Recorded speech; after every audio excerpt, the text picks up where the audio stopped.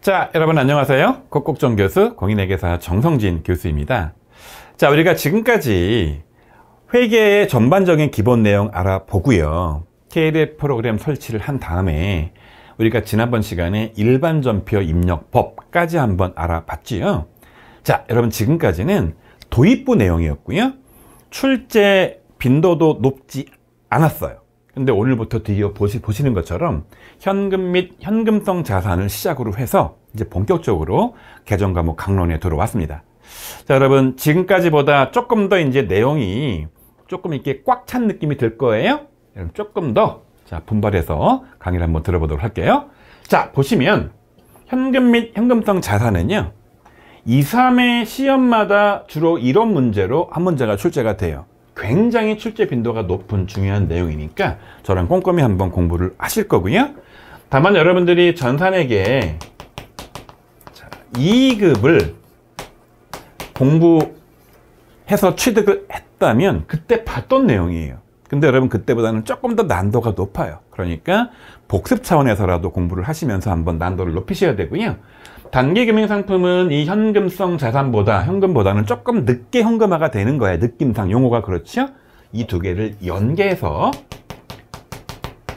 단기금융상품은 현금성 자산 현금과 어떤 차이가 있나만 여러분 알면 충분하고요. 현금 과부적의 과는 남는 과고요. 부적은 부적이잖아요. 그래서 현재 장부에 있는 그 금액과 실제 금고에 있는 금액이 안 맞는 거예요. 남거나 부족할 때 쓰는 개정 과목인데 요것도 여러분 가끔씩 실무로 출제가 되기 때문에 한번 같이 연계해서 공부해 볼게요. 자, 여러분 다시 말씀드리지만 이제 오늘부터 본격적으로 개정 과목이 들어온 거잖아요. 자, 진도 한번 체크하고 넘어갈게요. 여러분 지금 눈에 보이시는 이게 뭐예요? 우리가 저 앞전에 알아봤던 재무상태표 표입니다. 그래서 모든 교재들이, 모든 그 강의들이 이렇게 강론에 들어오면 첫 번째 개정 과목부터 시작을 하는 거라 오늘 바로 현금부터 시작을 하는 겁니다. 자, 이제 당좌 자산에 시작을 해서 순서대로 쭉 갈 거예요. 저도 처음 공부할 때 야, 진짜 양이 많구나 라고 생각했지만 여러분 저랑 차근차근 공부하면 어느새 이익잉여까지 갈 거니까 여러분 걱정하지 마시고요. 저랑 이제 한동안 요렇게 자산, 부채, 자본에 해당하는 재무상태표 개정 과목 알맹이들로 진도를 나갈 겁니다. 자, 그럼 오늘 공부할 첫 번째 내용 현금 및 현금성 자산부터 한번 시작을 해보도록 할게요. 자, 여러분 먼저 크게 보셔가지고요, 현금 및 현금성 자산과 단기금융상품이 무슨 차이가 있나부터 한번 알아보도록 할게요. 여러분 느낌상 현금, 이게 뭐예요? 말 그대로 여러분 현금은요 돈이에요. 돈. 여러분 지갑에 무슨 돈이 들어있습니까? 동전, 지폐, 이런 게 들어있죠. 여러분 얘를 제가 조금만 유식한 말로 말하면은요, 얘는 통화예요. 통화. 돈을 전문용어로 통화라고 불러요. 근데 여러분 이 통화만 있는 게 아니라요, 통화 대용 증권도 있어요. 돈처럼 지금 당장 쓸 수 있는 게 있다고요. 여러분 엄밀히 말하면 1,000원짜리, 5,000원짜리, 만원짜리, 5만원짜리는 통화예요. 근데 여러분 10만원짜리 자기합수표는 통화게요? 아니게요? 10만원 자기합수표는 통화가 아니에요. 통화 대용 증권이라고 불러요. 근데 여러분 이게 하나도 중요하지 않고요, 지금 당장 쓸 수 있는 것들은 다 현금이에요. 근데 여러분 가끔씩은 은행에 가서 이제 예금을 인출해야 되는 경우도 있잖아요. 바로 여기 보통 예금이에요. 여러분 이걸 전문용어로 뭐라고 부르냐면요, 입출금 예금이라고 불러요. 여러분 얘는 일단 현금으로 꺼내야 쓸 수 있는 거잖아요. 그래서 사실은 현금이 제일 먼저 쓸 수 있는 거고 요금을 예금은 그 다음 쓸 수 있는 것이요. 또 하나가 뭐냐면요, 현금성 자산이에요. 말이 이상한데요, 현금은 아니야. 근데 현금 같은 그런 자산이야. 이게 어떤 것들이 있냐면요, 자, 단기간에, 흔히 이 단기간은 3개월입니다. 이 3개월 내에 현금화가 가능한 것들이에요. 거기 어떤 것들이 있느냐, 양도성 예금 증서, 여러분, 그래서 좀 이따가 저랑 양도성 예금이 뭔지를 공부를 할 건데요. 아무튼 간에 3개월 내에 단기간에 현금화가 되는 것들 뭐라고 부르는 거냐? 현금성 자산이라고 불러요. 여러분 딱 보면 아시겠지만은요, 이거 암기하는 거 아닙니다. 기본적으로는 현금은 바로 쓸 수 있는 거, 요금을 예금은 인출해야 쓸 수 있는 거 바로. 근데 인출은 바로 돼. 또 하나는 3개월 기억하셔야 돼요. 3개월 내에 현금화가 되는 것들을 현금성 자산이라고 부르고, 얘를 싸그리 몰아서 뭐라고 부르는 거냐? 현금 및 현금성 자산이라는 그런 계정 과목이 있다. 이렇게 이해하시면 되고요. 단기 금융상품은요, 여러분 장단기의 구분이 제가 몇 년이라 그랬죠? 저 앞전 강의에서 유동성 배열에서 여러분 여기에 1년이라 그랬죠? 그래서 여러분 1년 이내에 현금화가 되는 그런 것들을 단기 금융상품이라고 불러요. 여러분, 그래서 여기서 하나만 암기할게요. 여러분, 이 1년은 상식이니까 암기할 필요가 없고요. 요 3개월만 여러분 기억하셔요. 현금성 자산은 3개월이다. 여러분, 요 내용 바탕으로 해서 제가 구체적으로 현금 및 현금성 자산에 대한 설명을 지금부터 하도록 할게요. 자, 첫 번째 현금부터 공부를 한번 해보도록 할게요. 말씀드린 것처럼 여러분, 현금은 상식적으로는 바로 돈이에요. 돈을 전문용어로 통화라고 부르고요. 이 안에는 지폐도 있고 동전도 있습니다. 자, 지폐는 여러분 다 아시는 것처럼 현재 1,000원짜리 있죠, 5,000원짜리 있죠, 만원짜리 있죠, 5만원짜리 있죠. 요까지가 여러분 통화예요. 동전도 이제 500원짜리 있죠, 100원짜리 있죠, 50원짜리 있죠. 지금 10원짜리가 있나요? 봤던 것 같기도 하고, 요까지입니다. 그런데 현금처럼 쓸 수 있는 게 바로 뭐가 있느냐? 첫 번째가 자기합수표예요. 혹시 여러분 자기합수표를 본 적이 없는 분이라면 오늘 이 강의 끝나고 부모님한테 아빠, 엄마 10만원짜리 수표 어떻게 생긴 거예요? 보여주세요 라고 해서 나중에 한번 보세요. 이렇게 생긴 종이에, 자, 은행에서 발행을 하기 때문에 어느 은행 무슨 지점, 지점장 누구 100,000권, 이게 10만원권 써 있습니다. 이 수표 당장 들고 와서 가게에 내보세요. 받나 안 받나? 받습니다. 마트에서. 대신 뒤에다가 준 사람의 주인번호를 적고 신분증 확인해요. 혹시 위조가 있을 수도 있으니까. 자, 두 번째 당자수표예요. 이건 뭐냐? 보시는 것처럼 타임 발행이에요. 자기합수표는 10만원권, 50만원권, 100만원권 이렇게 만들어주는데 반드시 누가 발행한다고요? 여러분, 얘는 은행만 발행해요. 그런데 자, 내가 어느 기업이다 라고 하면 뒤에 공부할 거예요. 당자예금 통장 하나 만들어 가지고 은행에서 수표 용지를 가지고 와가지고요, 그 용지가 자기합수표랑 똑같이 생겼어요. 거기다 내가 적어. 그래가지고 그거를 주는 거예요. 근데 그거를 내가 발행한 게 아니야. 누구라고 써 있습니까? 타인. 다른 사람이 나한테 그 수표를 줬다고요. 근데 수표의 종류가 은행이 발행한 자기합수표가 아니라 어느 기업이 발행한 자기합수표라고요. 어느 기업이 발행한 수표라고요. 그 수표를 받으면 이 수표를 내가 언제든지 돈처럼 쓸 수 있어요. 그래서 여러분, 얘도 통화 대형 증권이라고 부르는 겁니다. 자, 또 하나가 바로 우편한 증서인데요. 이게 조금 여러분 느낌이 이상할 수도 있어요. 얘는 뭐냐면요, 우체국이 발행하는 거예요. 여러분, 그래서 내가 우체국 가가지고 제가 저기 지방에 5만원을 보내야 되는데요, 5만원짜리 우편한 증서 하나 주세요 라고 하면 우체국이 5만원을 받고 나한테 그 우편한 증서를 줍니다. 다만 이거를 내가 가져가는 게 아니야. 이거를 누굴 통해서? 우체부 아저씨를 통해서 지방의 상대방한테 전달합니다. 부모님 용돈을 우편한 증서를 드리는 거예요. 그러면 우체부 아저씨가 이걸 들고 가셔가지고 부모님을 드려요. 그럼 부모님이 그걸 가지고 다시 우체국을 가시는 거예요. 우체국에 제시를 해요. 그러면 어머니, 아버지가 계시는 그 지방 우체국에서 이거를 보고 5만원을 꺼내주는 거죠. 여러분, 요새 이렇게 하나요? 대부분 그냥 인터넷 뱅킹 입금하면 끝인가요? 대부분 입금하죠. 엄마, 아빠 계좌로다가 인터넷 뱅킹 입금하고 전화 걸면 되는 거 아니에요? 아빠, 용돈 5만원 드렸어요. 그럼 되는 거죠. 옛날에는 그 인터넷 뱅킹이 없었다고요. 그래서 옛날에는 이 우편한 증서가 많이 이용이 됐어요. 이 송금에. 근데 요즘에는 축의금 같은 거 줄 때, 조의금 줄 때 일부 이용된다고 하더라고요. 자, 이게 중요한 게 아니고요. 아버님, 어머니 입장에서 아들이 보내준 이렇게 생긴 우편한 증서, 이 증서를 들고 우체국 가서 제시만 하면 바로 돈이 나와요, 안 나와요? 나오죠. 그러니까 여러분, 이 우편한 증서도 현금처럼 바로 쓸 수 있는 돈의 대용증권이다. 이렇게 이해하시면 되는 겁니다. 또 하나, 만기가 도래한 타임 발행한 약속어음이에요. 여러분 저랑 다음번에 이제 약속어음 받은 거 매출 채권 쪽에서 공부할 건데요.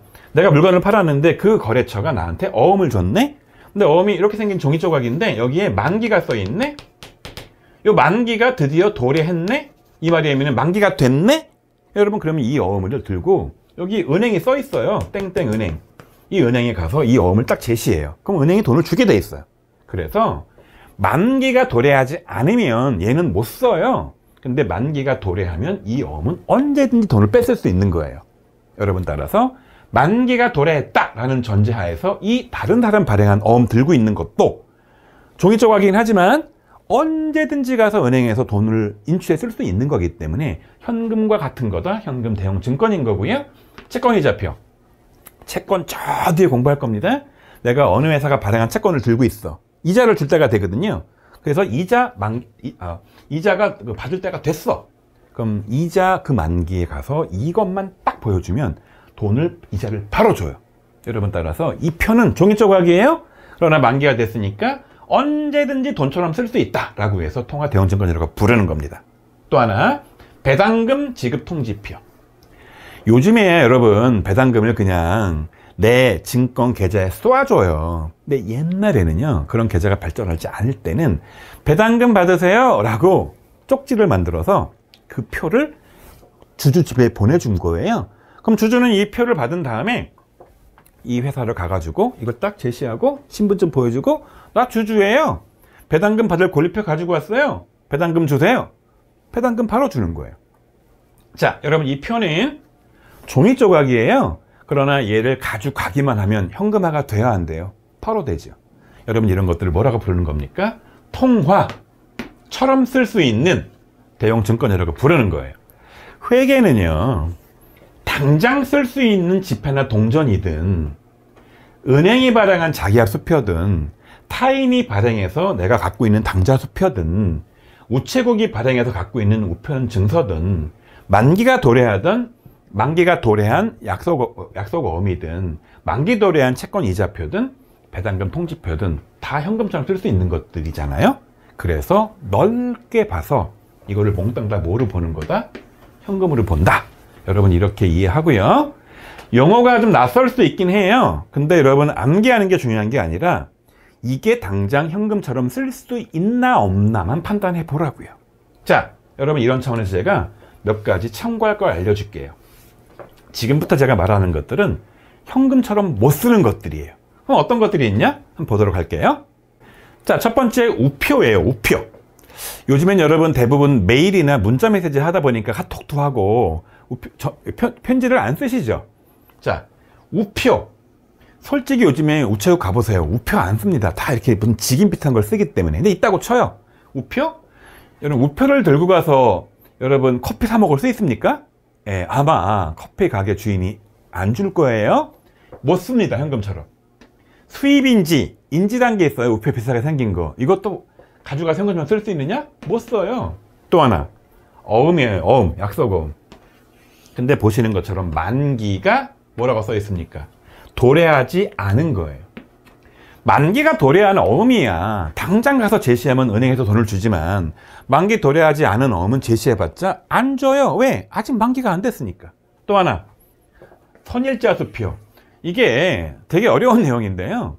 사실은 몰라도 돼요. 왜? 현실에 없어요. 안 써요. 무슨 얘기냐? 선일자라는 말의 의미는 이렇게 수표를 발행을 하는데 여기 날짜가 써 있단 말이에요. 예를 들어서 X1년 12월 5일 이 날짜 가서 돈이 인출이 가능한데요. 실제 발행 일자가 언제냐?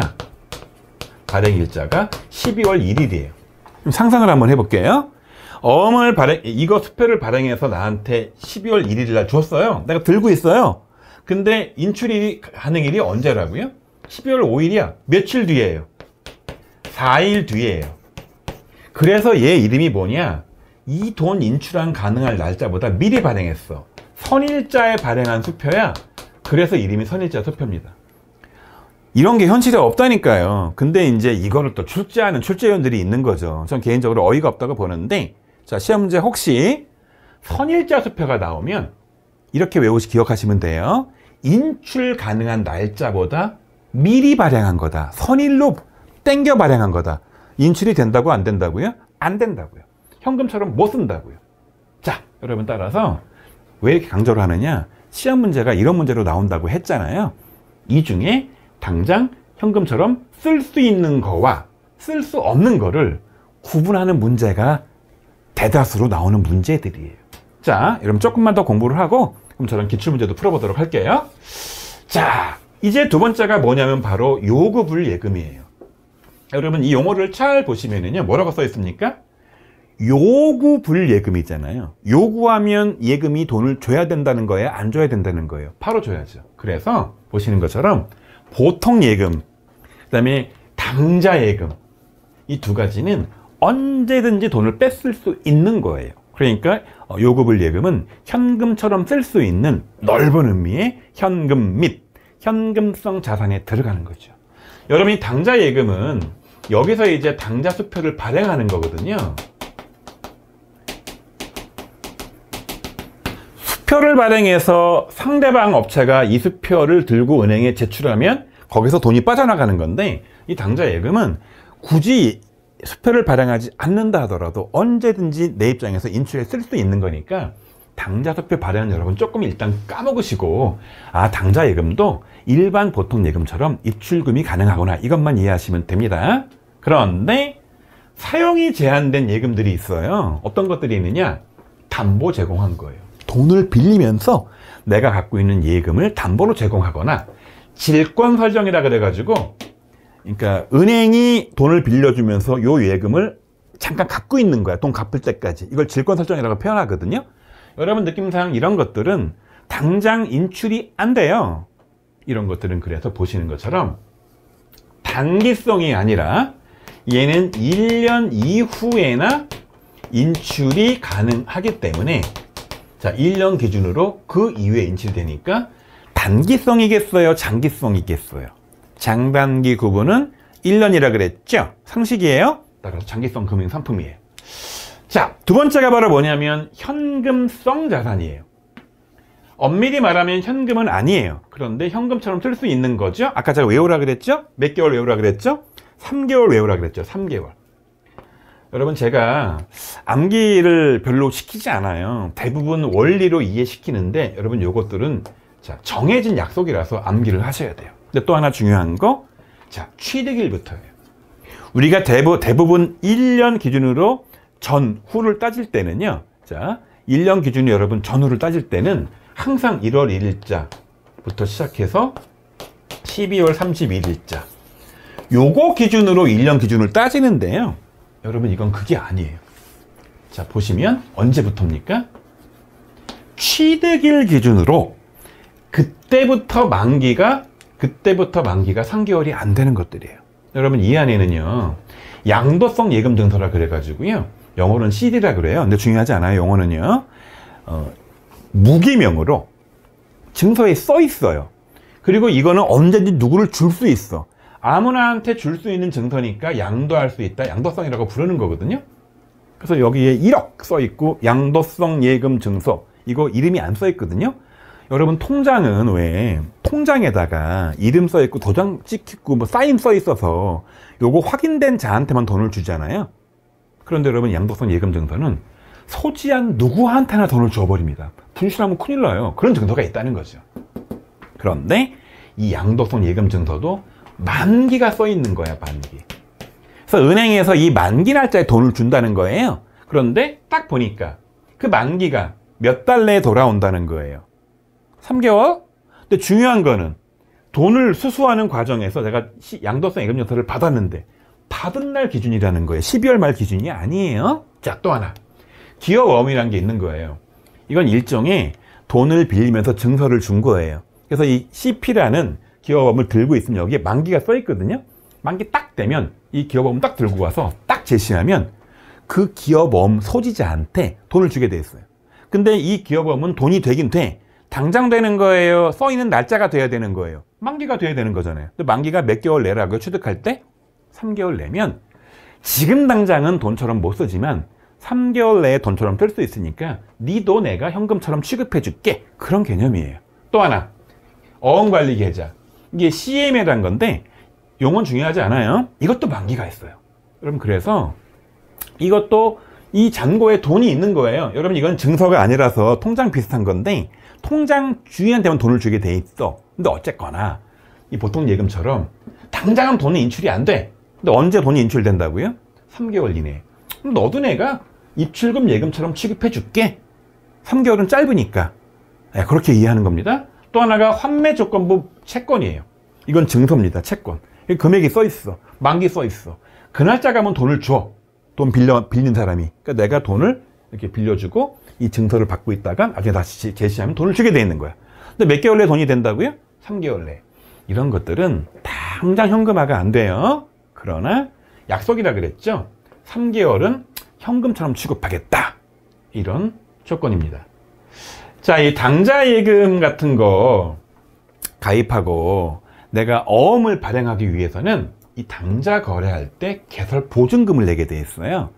그래서 당좌예금 가입하고 보증금 내고 나중에 여기서 어음을 발행하는데 이 보증금은 어음 발행할 수 있을 때는 인출이 안 돼요. 해지해야 인출이 되기 때문에 요거는 1년 이후에 찾을 수 있는 돈이라고 해서 장기 금융 상품으로 분류를 합니다. 자, 여러분, 그 다음 내용이 바로 뭐냐면 바로 당좌 수표의 수령과 당좌 수표의 발행에 대한 정리 한번 해드릴게요. 전산회계 2급을 공부한 분들은 이미 아마 봤을 수도 있는데요. 이거를 굉장히 많이 질문들을 하더라고요. 기초가 약한 분들이. 자, 여기 뭐라고 써있죠? 당좌 수표의 수령. 여기 뭐라고 써있죠? 당좌 수표의 발행. 당좌 수표의 수령부터 먼저 한번 공부를 해보도록 할게요. 자, 다른 사람 타인이 발행한 당좌 수표를 내가 받았어요. 내가 증서를 들고 있어요. 이 수표를 언제든지 가서 현금처럼 돈처럼 쓸 수 있어. 여러분, 그래서 차변에 보시는 것처럼 얘는 당좌 수표를 받는 순간 차변에 현금이 들어오는 거예요. 다시 말씀드리면 여러분, 다른 사람이 발행한 당좌 수표는 부도가 난 것만 아니라면 언제든지 쓸 수 있잖아요. 그래서 여러분, 얘는 차변에 현금을 잡는 건데 이 발행은 뭐냐면 내가 발행한다고요.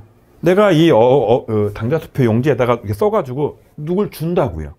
그럼 이 사람이 이걸 은행에 제시하고 그 금액을 빼간다고요. 그럼 내 당좌예금 금액에서 돈이 나간다고요. 여러분, 따라서 당좌 수표를 발행한다 라고 하면 내 당좌예금이 줄어들어요. 그래서 여러분, 보시는 것처럼 대변에 당좌예금을 줄여주는 거예요. 그러니까 여러분, 문제를 푸실 때요, 주로 이제 이게 실무 문제로 나오는데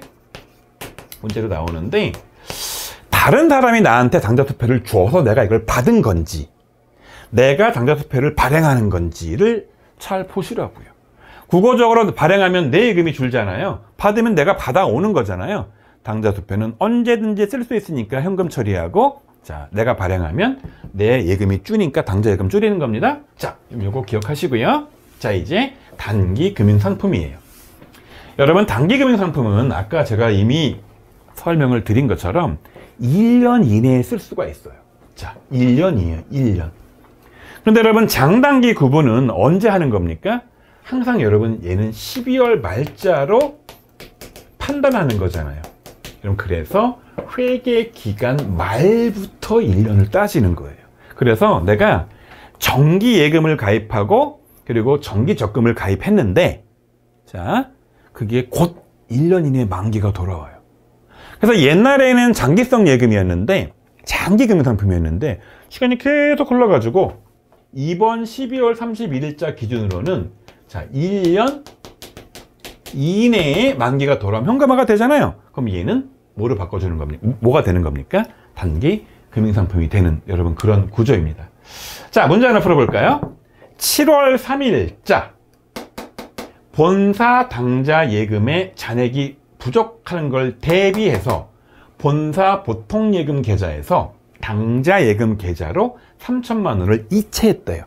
여러분, 그러면 뭐가 늘어나요? 보통 예금에서 당좌 예금을 돈을 입금했기 때문에 보시는 것처럼 여기 당좌 예금이 3천만 원이 늘어납니다. 대신 여러분 어디서 돈이 빠져나간 겁니까? 빠져나간 게 여러분 보통 예금에 돈이 빠져나갔죠? 따라서 보통 예금의 금액을 3천만 원 여러분 이렇게 줄여주게 돼 있죠. 자, 너무 쉬운 문제라 제가 K랩 입력을 안 할 거예요. 앞으로 저랑 공부할 때 중요한 대부분의 내용들은 K랩에 바로 입력을 할 건데 너무 쉬워서 얘는 그냥 바로 건너뛰도록 할게요. 자, 여러분 이 관련된 문제를 연달아 몇 개 풀어보도록 할게요. 자, 보시는 것처럼 객관식 문제로 나오는 아주 대표적인 현금 및 현금성 자산 관련 문제입니다. 다음 중에서 현금 및 현금성 자산에 속하지 않는 것은, 이거 여러분 외우는 거 아니라 그랬죠. 유일하게 외우는 거는 3개월만 외우라 그랬죠. 보시고요, 얘를 당장 현금처럼 쓸 수 있나 없나만 판단해 보시라고요. 자, 현금 및 지폐, 지금 당장 현금처럼 얘 쓸 수 있어요 없어요? 쓸 수 있죠. 상식이죠. 자, 2번 타인이 발행해서 나한테 준 거예요. 근데 아무 말 없으면 부도가 난 게 아닙니다. 이수표 들고 나가서 내가 마음대로 쓸 수 있어요 없어요? 현금처럼 있죠. 자기합수표, 아까 말했잖아요. 은행이 발행한다 그랬잖아요. 언제든지 들고 와서 내 신분 확인해주면 쓸 수 있어 없어요? 있죠. 자, 취득 당시 5개월 후 만기가 도래하는 기업어음. 여러분 기업어음이 중요한 게 아니고요. 어쨌든 간에 이걸 들고 가서 쓸 수 있어야 되는데 일반 기업회계 기준은 여러분 얘를 약속했다 그랬죠. 몇 개월로 약속을 한 겁니까? 3개월. 얘는 좀 만기를 해야 돼요. 5개월 후에 돈이 들어올 수 있는 거는 3개월 바뀌니까 얘는 아니라고요.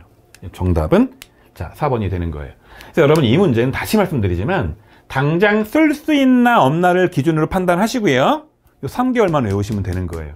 얘 3개월이 12월 31일 기준 3개월이에요. 취득 당시예요. 취득 당시라 그랬죠. 자, 문제. 자, 또 하나 풀어보도록 할게요. 자, 그 다음 문제는요. 보시는 것처럼 현금 및 현금성 자산으로 분류되는 금액을 물어봤어요. 이런 식의 계산 문제가 전산회계 2급에서는 잘 안 나오는데 전산회계 1급은 조금 난도를 높여서 이렇게 계산을 물어본다는 거예요. 자, 근데 똑같은 문제가 돼 결국은. 당장 쓸 수 있느냐 없느냐 그거와 몇 개월 기억하라고요? 3개월. 자, 수입인지 인지는 여러분 우표랑 비슷한 거라 그랬죠?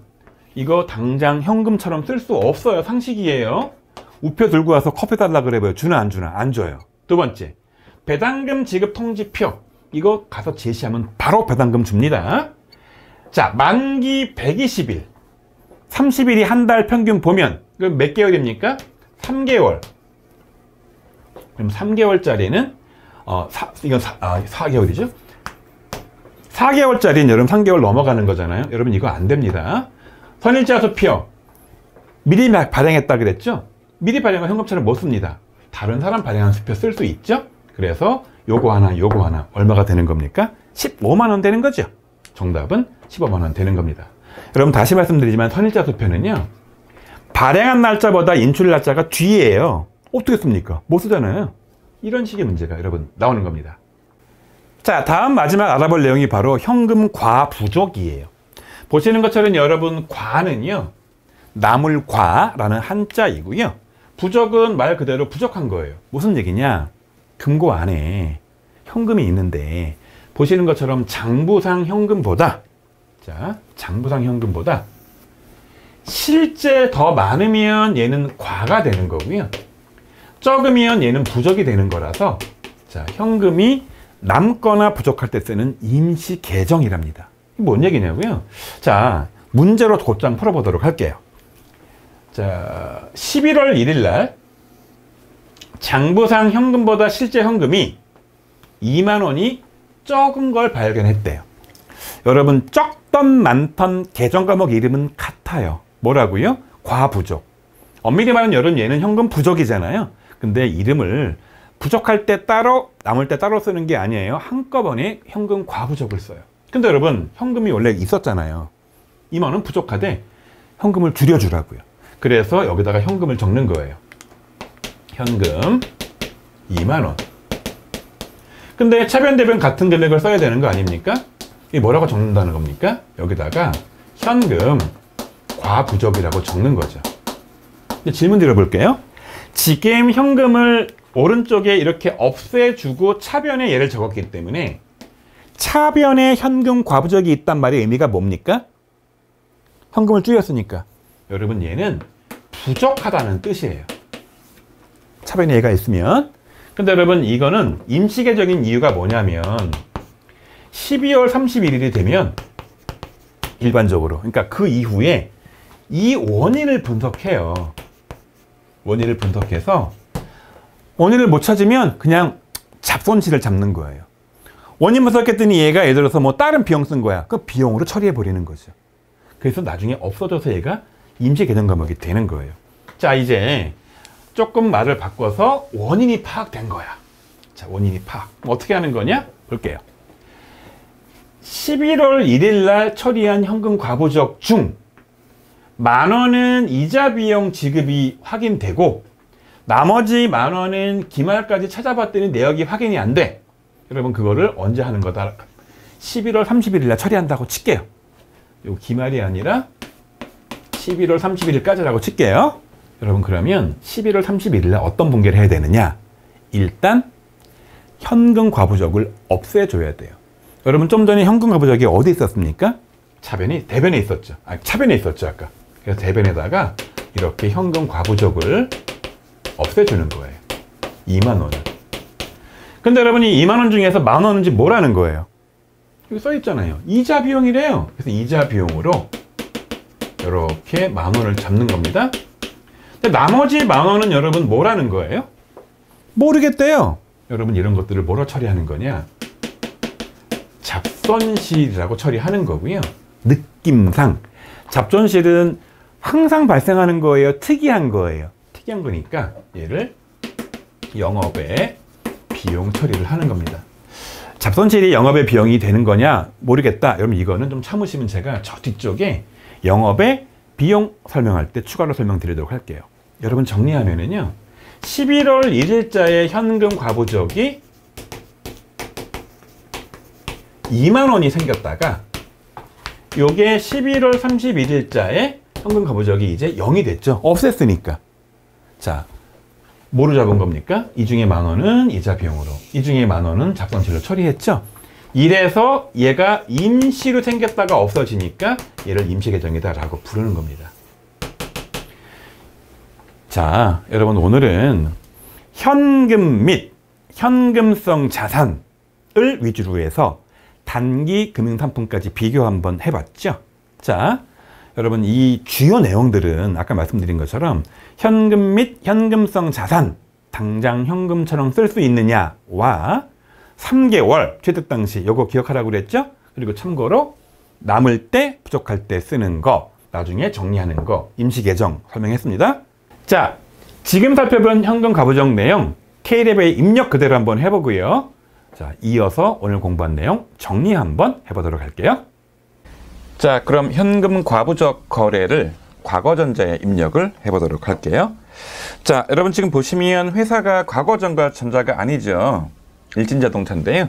요거를 과거전자로 가는 방법은 요거 나가서 처음부터 다시 과거전자로 들어올 수도 있지만 보시는 것처럼 여러분 여기 회사라고 되어 있는 요 동그라미 부분 보이시죠? 여기를 클릭하셔서 창이 뜨면 여기서 중간에 보이시는 과거전자로 이렇게 샥 옮겨도 보시는 것처럼 여기가 이렇게 과거전자로 받게 돼 있죠.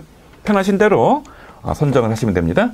자, 일반 전표창 클릭하셔서 일단 최초로 장부상의 현금보다 실제 현금이 20,000원 적은 거 발견한 날짜 11월 자 1일을 입력해 볼게요. 여러분 그러면 이제 어떤 경우에는 지금 보시는 것처럼 이렇게 계정 과목이 입력되어 있는 경우도 있고요. 여러분 어떤 경우에는 아무것도 없는 경우도 있잖아요. 혹시 여러분 이렇게 금액이 나왔다고 놀라지 마시고요. 이 상태에다 그대로 입력을 하면 되는 겁니다. 자, 제가 이제 앞전 강의에서 말씀드린 것처럼 이 K랩은 특별한 말이 없다면 모든 분계를 대체전표로 차변은 3번, 자 그리고 대변은 4번으로 입력하는 게 편하다 그랬죠. 자, 3번 누르셔서 금액이 줄어들었으니까 F2 누르셔서 자, 현금 과부적을 새로 만들어야겠죠. 그래서 이렇게 현금자를 치신 다음에 현금자가 다 뜨면 그 중에 141 현금 과부적 엔터 치시고요. 그리고 이제 보시면 이렇게 엔터를 치고 나가면, 자, 우리는 금액을 얼마 입력하냐면 2만 원 입력을 해야 되는데, 보시는 것처럼 이렇게 입력을 하고 나면, 자, 이쪽에 엔터 친 부분에서 대한은행 금액 데이터가 그대로 내려오고요. 요 위에 있던 내용이 그대로 이렇게 내려오게 되어 있잖아요. 신경 쓰지 마시고 그대로 엔터를 치시면 되고요. 요 앞쪽에 아무것도 없다면 뒤쪽에 입력된 데이터들은 당좌예금, 현금 출금이나 요 대한은행들은 무시한다. 여러분 이렇게 하시고요. 생각하시고 입력하시면 되는 겁니다. 자, 차변에 현금 과부적 입력을 했으니까 이제 4번 누르셔서 대변 입력을 해야겠죠. 없어진 현금만큼 줄여야 되니까 여기는 여러분 현금을 입력해야 되니 101번 현금을 입력하시고요. 여기다가 2만 원 입력하면 되겠죠. 자, 여러분 이렇게 해서 2만 원이 부족한 것을 발견한 11월 1일자 분계를 마치고요. 자, 그 다음 여러분 보시면 여러분 11월 30날 11월 월말이 됐잖아요. 여러분 월말에 가서 30날에 가서 좀 전에 봤던 그 현금 과부적의 원인을 찾았더니, 자, 10,000원은 이자 비용이고 10,000원은 원인을 알 수 없는 여러분 잡손실이었죠. 여러분 그래서 이 11월 30날 가셔서 3번 눌러서 10,000원은 이자 비용이니까 F2를 누르셔가지고 이자라고 치면 이자 내용이 다 뜨죠. 자, 951번에 이자 비용 엔터를 치시고요. 자, 거래처 입력은 제가 뒤에 계속 반복을 해드리겠지만 채권이나 채무만 입력을 하는 거지 이자 비용 같은 일반적인 내용들은 입력하는 거 아니에요. 단순한 비용 항목이니까 10,000원 이렇게 치시고요. 자, 또 3번 눌러서 차변에 나머지 10,000원은 원인을 알 수가 없잖아요. 여러분 이런 거는 잡손실이라고 쳐야 되기 때문에 잡손실은 현재 K랩에 하나밖에 입력이 안 돼 있고요. 900번 때 영업의 수익 비용 항목인데 얘는 영업의 비용이죠.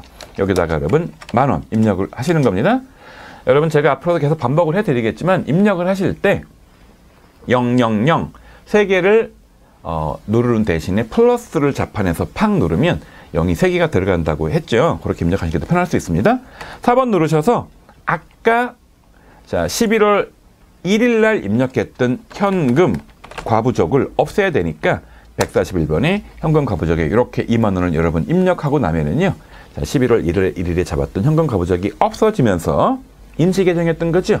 그 부족한 2만 원이 자 11월 30날 10,000원은 이자 비용으로 10,000원은 자 잡손실로 이렇게 처리가 되는 그런 분기에 지금 입력이 되는 겁니다. 자, 여러분 이렇게 해서 현금 과부적 입력 마치도록 할게요. 자, 오늘은 현금 및 현금성 자산 공부를 주로 했지요. 보시는 것처럼 당장 쓸 수 있는 통화 대용증권 같은 현금, 당장 인출이 가능한 보통예금, 당장예금 같은 요구불예금, 그리고 3개월 기억하시라고 했죠. 원자 기준, 취득 당시. 자, 요것들은 다 현금 및 현금성 자산인데 우표 수입인지 만기 도래하지 않은 것들은 못 쓰잖아요. 미리 발행한 수표 못 쓰잖아요. 아닙니다, 현금이. 그리고 단기금 상품은 장단기의 구분 기준 여러분 1년이라 그랬죠. 그런데 이거는 언제 기준이다? 회계기간 말 기준으로 보는 거다. 요거 기억하시고요. 두 번째 이제 그 다음 공부한 내용이 바로 뭐냐면 현금 및 현금 과부적이죠. 금고 안에 현금이 남을 때는 과, 부족할 때는 부족, 합쳐서 과부적 개정 과목을 쓰는데 여러분 얘는 임시 개정이에요. 그래서 크게 부족할 때와 남을 때에 대한 정리 한번 해볼게요. 부족하다라고 하면은요. 이렇게 차변의 현금 과부적을 잡고 대변의 현금을 줄여줘요. 그랬다가 나중에 원인을 찾으면 자, 현금 과부적 없애버린 다음에 그걸 떨어주는데 원인을 모르겠다 하면 뭐 하는 겁니까? 잡손실 처리하는 거예요. 거꾸로 볼게요. 근거 현금이 남는다. 그럼 여러분 어떻게 하느냐? 현금을 살려줘야 되는 거예요. 더 많으니까 현금을 늘려줘야죠. 그러면 대변에 현금 과부적이 생기는 거죠. 했다가 나중에 원인을 찾으면 얘를 없애주고 이유를 모르겠다. 그럼 이익이 생긴 거잖아요. 이렇게 이익 처리해서 나중에 없애주는 거죠. 여러분 그래서 없애기 전 단계까지의 이 내용을 보면 자 현금 과부적이 차변에 있다면 여러분 얘는 현금이 부족한 상태인 거고요. 현금 과부적이 만약에 대변에 있다면 여러분 얘는 현금이 남아도는 잉여의 상태라는 거죠. 자, 여러분 오늘은 현금 및 현금 등감을 위주로 해서 추가적으로 현금 과부적까지 받죠. 관련 내용 출제가 되면 꼭 맞춰야 될 아주 기본적인 내용입니다. 고생하셨고요. 다음 시간에 또 뵙도록 할게요.